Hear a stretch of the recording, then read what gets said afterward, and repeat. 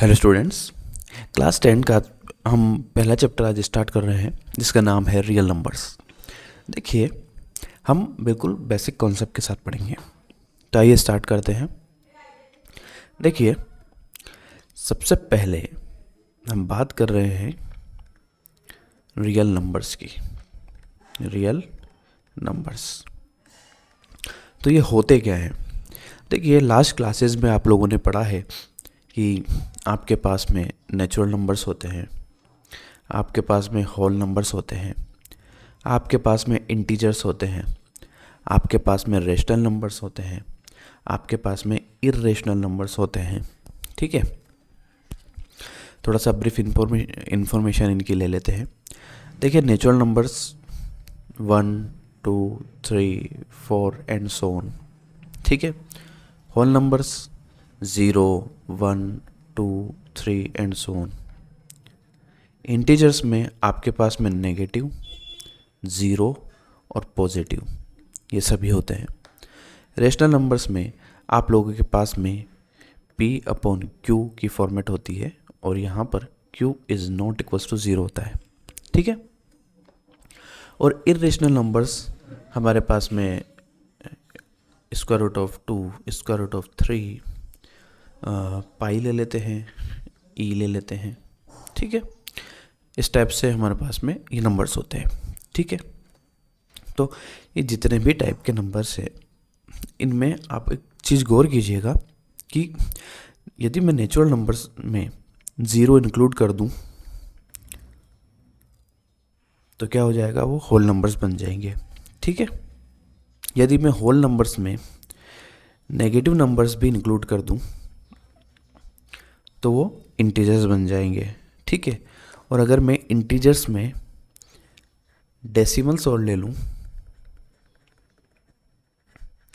तो वो क्या बन जाएंगे, रेशनल नंबर्स बन जाएंगे। ठीक है, ओवरऑल देखा जाए तो रेशनल नंबर्स के अंदर ये सभी नंबर्स लाई करते हैं। ठीक है, तो हम रियल नंबर्स को क्या लिख सकते हैं? हम रियल नंबर्स को लिख सकते हैं R equals to Q plus S। ठीक है, यानी कि रेशनल नंबर्स और इर्रेशनल नंबर्स मिलकर ही क्या बनाते हैं, रियल नंबर्स बनाते हैं। ठीक है, अब हमने यहाँ पर एक टर्म यूज़ की, डेसिमल्स। तो आइए डेसिमल्स को समझते हैं। तो देखिए, डेसिमल्स जो होते हैं वो दो टाइप के होते हैं। देखिए, डेसिमल्स में एक टाइप होता है टर्मिनेटिंग डेसिमल्स, टर्मिनेटिंग। ठीक है, और एक होता है नॉन टर्मिनेटिंग।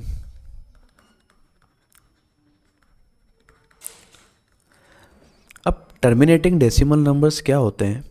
जब आप किसी नंबर्स को ऐसे लिखते हैं 0.3, 0.5, 0.7, तो आप देखेंगे इसके अंदर डेसिमल नंबर्स जो है वो इस डेसिमल के बाद कहीं पे जाके रुक गए। यहाँ पर 0.56 ले लिया, यहाँ पे 0.7243 ले लिया। तो देखिए, यहाँ पे इनको हम आसानी से देख सकते हैं, इनको आसानी से P/Q की फॉर्मेट में लिख सकते हैं। ठीक है, तो ये जो टर्मिनेटिंग डेसिमल्स नंबर्स होते हैं, इनको अगर मैं आसान भाषा में समझाऊं तो डेसिमल के बाद यदि नंबर्स कहीं पे जाके एक्सपांड होना बंद हो जाए, यानी कि जब हम किसी नंबर में किसी अदर नंबर का भाग लगाएं, डिवाइड करें, तो हमें कहीं ना कहीं जाके रिमाइंडर 0 मिल जाए, तभी तो यहाँ पे एक्सपांड होना बंद हो गया ना। रिमाइंडर 0 मिल जाए तो ये क्या हो जाएंगे, टर्मिनेटिंग डेसिमल नंबर हो जाएंगे। अब नॉन टर्मिनेटिंग डेसिमल नंबर में क्या होता है, रिमाइंडर हमें 0 नहीं मिलता है। ठीक है, तो ये भी दो टाइप के होते हैं। पहला टाइप होता है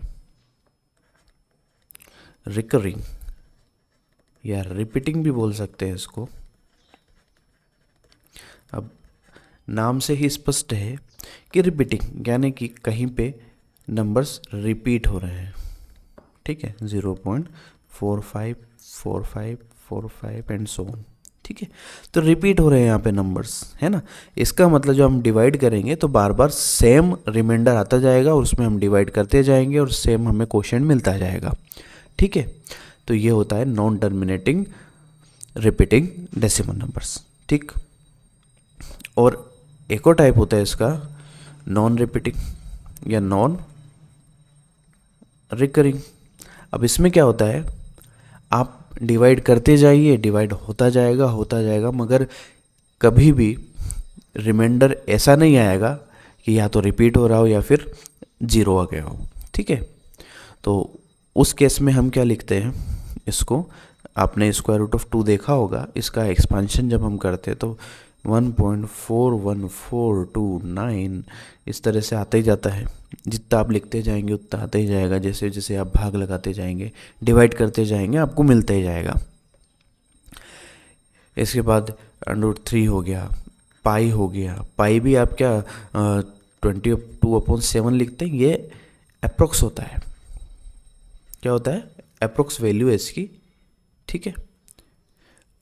तो ये आप 22/7 को देख के इसको टर्मिनेटिंग में ना डाल दीजिएगा, क्योंकि पाई जो होता है वो उसकी अप्रोक्स, क्वेश्चन को सॉल्व करने के लिए उसकी अप्रोक्स वैल्यू यहाँ पर लिखी गई है, ठीक है। अब देखिए ये डेसिमल्स जो है इनको हमने जो यहाँ पे पढ़ा है, इनको नंबर्स थ्योरी के अंदर अगर देखें तो ये टर्मिनेटिंग डेसिमल नंबर जो हैं ये हमारे पास में क्यू होते हैं, यानी कि ये रेशनल होते हैं। क्यों होते हैं, क्योंकि इन्हें P/Q की फॉर्मेट में बदला जा सकता है। ऐसे ये वाले भी जो होते हैं रिकरिंग वाले, ये भी हमारे पास में रेशनल होते हैं। क्यों होते हैं, क्योंकि इन्हें बदला जा सकता है। 0.3333 क्या होता है, ये 10/3 तो होता है, आप डिवाइड करके देखिए, है ना। ये क्या होता है, इसको अगर हम चेंज करना चाहें तो मैं आपको चेंज करना भी सिखाऊंगा अभी, जब हम बुक के क्वेश्चन करेंगे तब मैं चेंज करना भी आपको सिखाऊंगा अच्छे से, ठीक है। यहाँ पे 45/99 कुछ ऐसा आएगा, ठीक है। तो इस तरह से क्या है, इन्हें हम लिख सकते हैं P/Q की फॉर्मेट में, इसलिए हम क्या बोलते हैं, इन्हें रेशनल नंबर बोलते हैं। मगर नॉन रिकरिंग को कभी भी P/Q की फॉर्मेट में नहीं लिख सकते, इसलिए हम इनको क्या बोलते हैं, इर्रेशनल नंबर बोलते हैं, इर्रेशनल। आई होप आप लोगों को यहाँ तक समझ में आ चुका होगा। तो मेन जो क्रस्ट है हमारा इसका वो ये है कि रियल नंबर्स जो होते हैं वो क्या होते हैं, वो rational number plus irrational numbers होते हैं, ठीक है। और इस चैप्टर में हम पढ़ने वाले हैं रियल नंबर्स को, ठीक। तो अभी तक हम लोगों ने बेसिक कॉन्सेप्ट जो इसका वो पढ़ा, ठीक।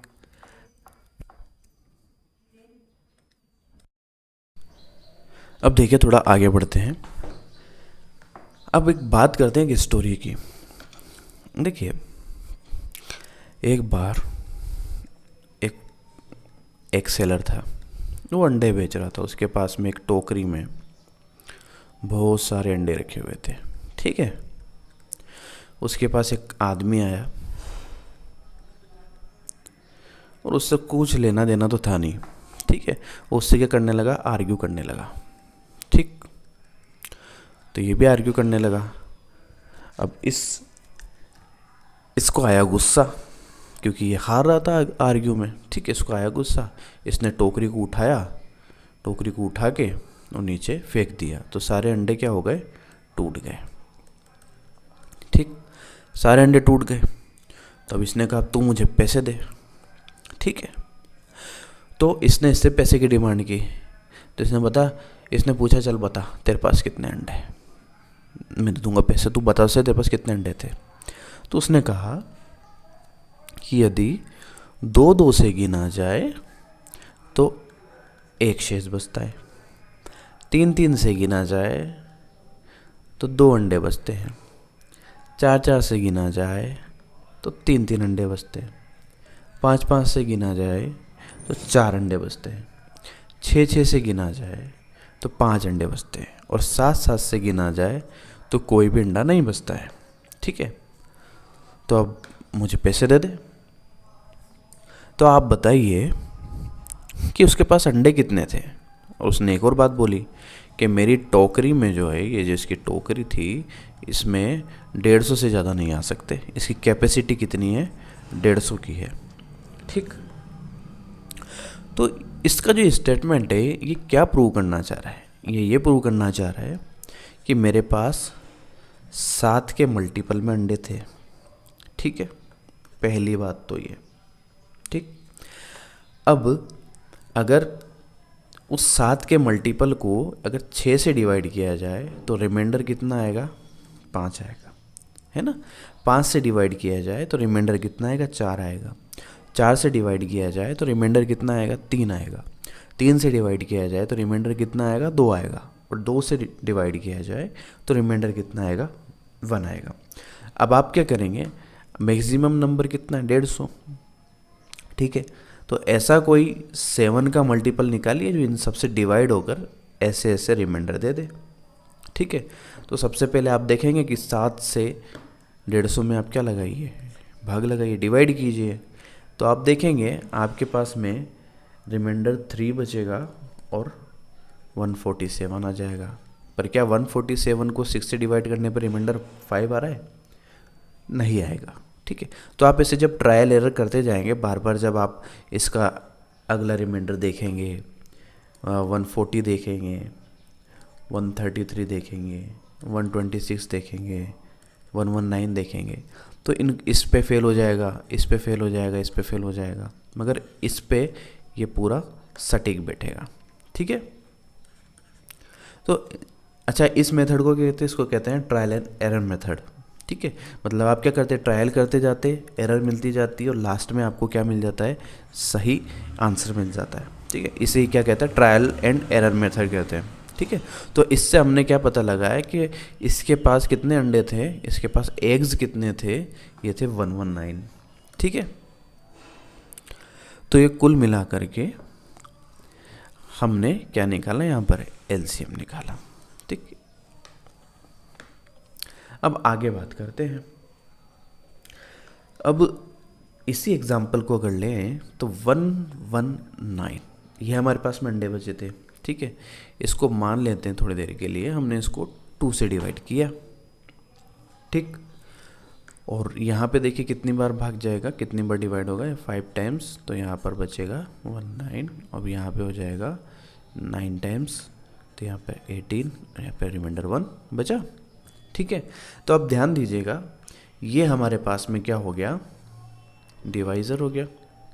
ठीक, ये हमारे पास में क्या हो गया? ये हमारे पास में हो गया डिविडेंड हो गया। ये हमारे पास में क्या हो गया? ये हो गया कोशेंट। और ये हमारे पास में क्या हो गया? ये हो गया रिमाइंडर। क्लियर? मैं कुछ समझाना चाह रहा हूँ, आप समझिएगा इसको।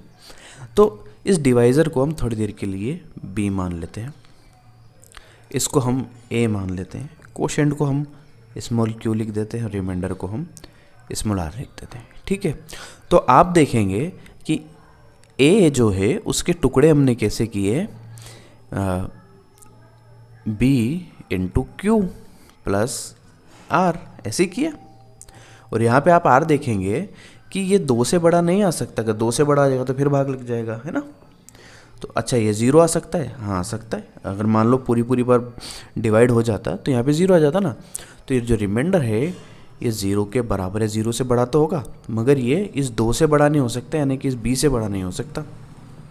ठीक है, तो इस पूरी प्रोसेस में मुझे ये स्टेटमेंट मिला। ठीक, इसी स्टेटमेंट को कहते हैं यूक्लिड डिवीज़न एल्गोरिथम बोल दो या थ्योरम बोल दो, लेमा बोल दो, यूक्लिड डिवीज़न लेमा। पहले तो लेमा ही मिलेगा हमें। क्यों?